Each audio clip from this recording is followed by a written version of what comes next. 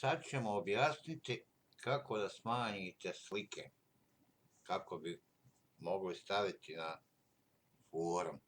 Kao što sam rekao i napisao, za smanjivanje slika treba vam neki program. Ja koristim Irfan-view, stavio sam link na mom serveru gdje ga možete skinuti. Taj program se ne instalira, nek se jednostavno raspakuje i pokrene u exe fajlu. Da bi vam to pokazao, evo ovako kako izgleda,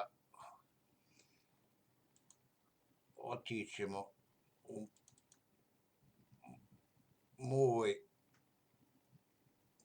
D disk i evo Irfan-view, ovako izgleda kad ga otvorite, dobit ćete ovo i ovo exe file koji pokrenete.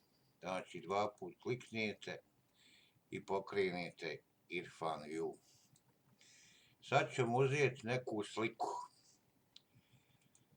Open. Pa ćemo naći neku sliku koja je velika.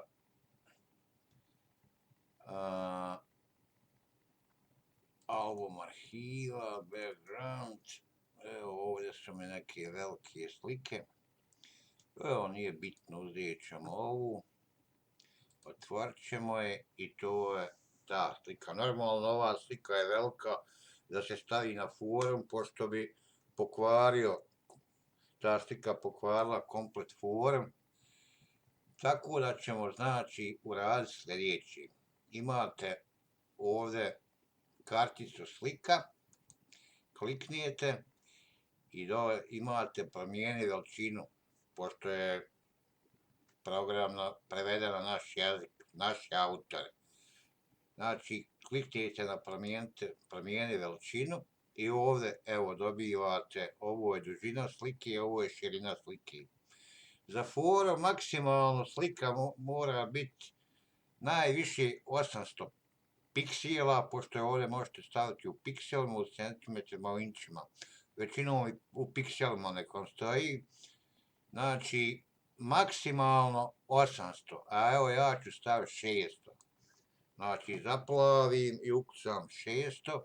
On će automatski širinu slike smanjiti na onoliko koliko treba i kliknite OK. I evo, sad je on smanjio sliku. Tu sliku sad znači idete da snimite negdje u svoj računar. Ja ću je snimiti u My Pictures, moje slike. Save. I to je to. Znači, postupak vrlo jednostavan i brz.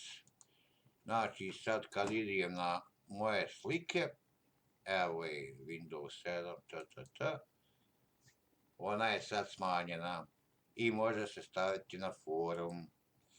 Sljedeći video će biti sada kako ovu sliku da stavite na forum.